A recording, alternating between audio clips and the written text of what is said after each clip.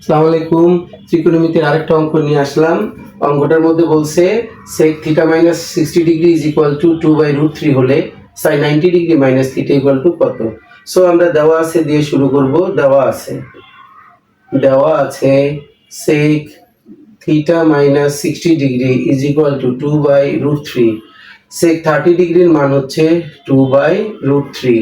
So এটার পরিবর্তে লেখা যায় sec 30 degree, because sec 30 degree is equal to 2/√3. So sec cancel.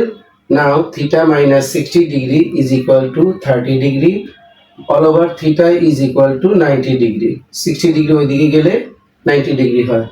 এখন আমরা sin 90 degree minus theta is equal to sin 90 degree minus 90 degree is equal to sin 0 degree. sin 0 ডিগ্রির মান 0। So এটাই হচ্ছে আমাদের আজকের অ্যান্সার।